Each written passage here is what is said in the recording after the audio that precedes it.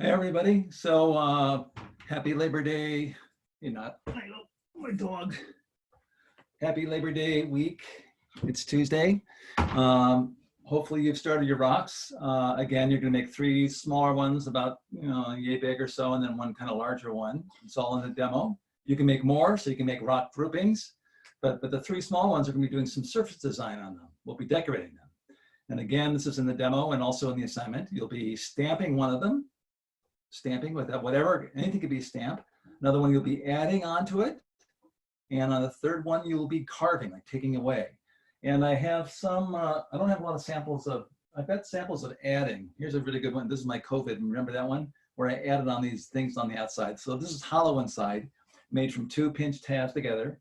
And then I scored and slipped and added these on, worked them in, okay? So that's adding.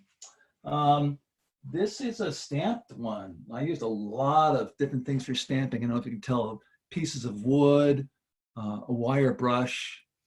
And of course I had the advantage of being able to glaze and color this as well to really bring things out. But a lot of stamping on this one, and really rough hewn. Stamping can also be very stylistic with very clean objects. Like, for instance, on here, I used the needle tool end just to make these stamps here. So it can be very clean as well. It doesn't have to be organic. It can be any look that you like. What I recommend with all 3 of these things, I don't think I have them with carving. By the way, I could do this as an adding too. These are a bunch of things I put together. I could put it on a rock. I mean, that looks kind of cool. It can also be like a little futuristic cityscape on one of your rocks, okay? So anyway, just wanted to show you those samples. And I wanted to give you a quick PowerPoint on visual rhythm. And the reason why I'm going to tell you this is because I want you to fill up the whole rock with stuff. I don't want you just doing, I poked it once, that's carving, or maybe took a little bit out, that's or poked it once, that's stamping, took out a little bit of clay in one spot, that's carving. I'd like you to fill it up and really explore it. And just with, when I was talking about art strategies, that you're never just making something and that if you know what strategy you are following, you can continue on that strategy and go deeper in it instead of changing horses and getting a hodgepodge of ideas. Same way with decorating.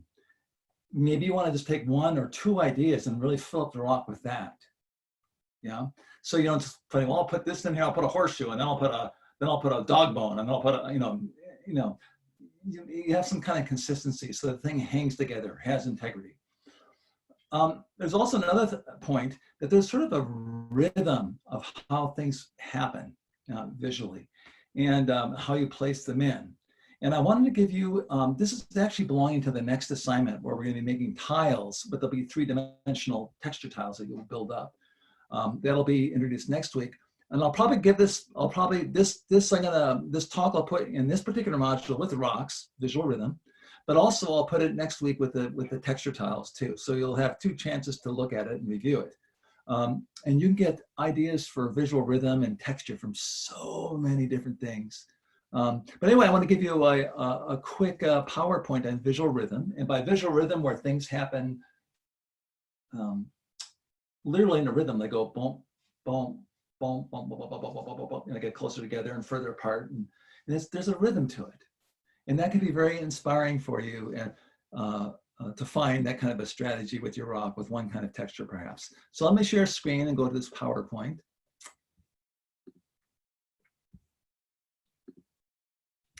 And go to the slideshow. Here we go. So I've shown you a picture before of sand dunes. So you can see how they're like ripples and waves and how they sort of, I like how they kind of, how this one sort of just ends in between these 2 and how they all kind of fit together. It's really quite stunning.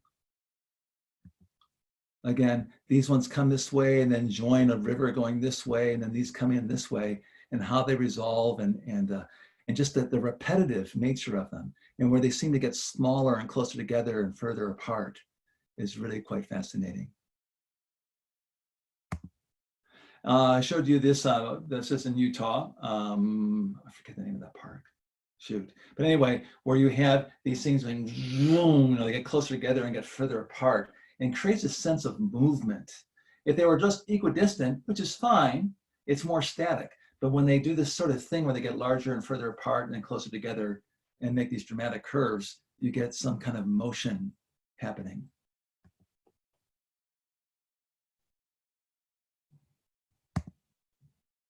It's almost like race cars going.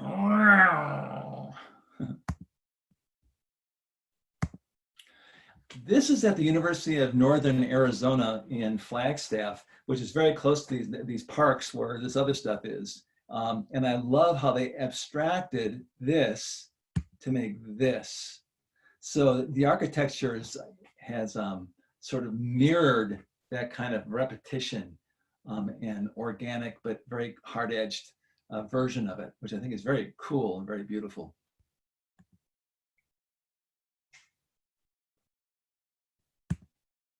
Water has lots of visual rhythm and repetition, and there's waves within waves, so big troughs and small little troughs, and the detail is just astounding.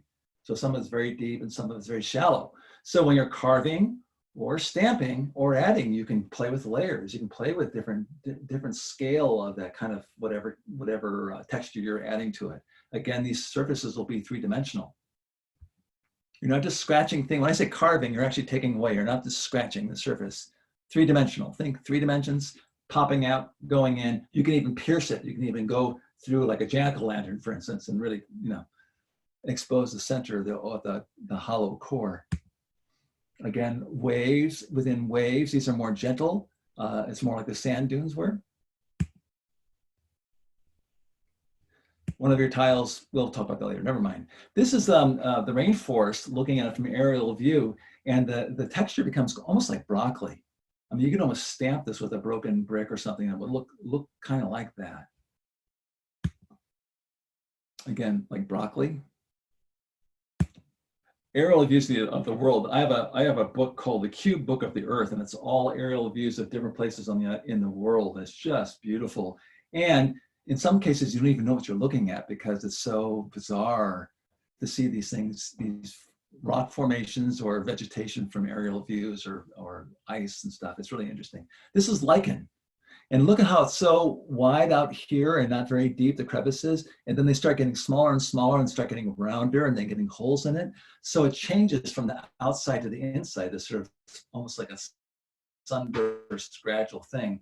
It has almost an explosive quality, like to it. Fur. This is short fur, and you see how it has a fluidity to it. Some deep troughs in here, and some on the surface. Very fine, very, very fine fur. This is more like pig fur, like very wiry and short. Again, a flow to it also. More tufts of fur. We have one of our tiles will be fur. Don't worry about it. I'll show you this again, like I said, with the tiles. I'm just giving ideas for your rocks. These additions are beautiful. They're just, and they're, each individual one's an added on, and they have a visual rhythm, and they have a fluidity and flow to them. You can see it, huh? Wood grain has a beautiful flow to it. These are ends of different pieces of wood stuck together in a sort of a collage. But you can imitate that, or you can stamp it with, if you have wood that has really strong grain, you can stamp your clay with it. Subtle textures don't work so well with clay. They don't show up very easily, just so you know. These are tiles, and you can see how a lot of these are added, and there's a lot of stamping on there, probably carving too, if I looked at it. I'll show these again. And again, mostly adding on these, but they're really quite wonderful. So you really fill up, anyway, imagine that being a rock. You fill up the whole surface with adding, subtracting, and stamping, okay? And let's see, I think that is it. Let me stop sharing here if I can do that. There I am. Okay, so that's about all I want to tell you. I hope this gave you some kind of ideas for your rocks. And again, those are all kind of like landscapey and some of it's kind of abstract looking, and you can make it look like something. I don't care. They can be buildings or people and ears, and you can fill up a bunch of noses. It can be look like something. Or it can be very organic, or it can be very mechanical looking, or very industrial, or. So figure out what floats your boat, what you think would look cool, and then do it. One final thing, this probably belongs more in an announcement, and I've said this to people that are in class, but for those of you who haven't been able to make it, as beginners, it's very easy to censor yourself. So you start making, oh, I don't like it, or oh, it's not what I wanted, it's not the way I pictured it. Don't do that. Let me be the judge of that. Don't censor yourself. Keep going, even if it looks not the way you want it to. If you keep working on it, it's guaranteed to start looking cool. So don't abandon yourself and your work. Just keep at it. It might turn into something else, no problem. Okay, so yeah, take the judgmentalness out of it and then start looking at what is happening and see if it starts looking cool, and follow that strategy and just finish it. And at some point it will start, I always like to say, it starts making itself. It becomes interesting and you'll want to work on it and clean it up and whatever and make it more hang together as a artwork. And that's an important thing. I mean, as an art teacher, as an artist, that's an important thing, that you have that experience. Thanks for listening.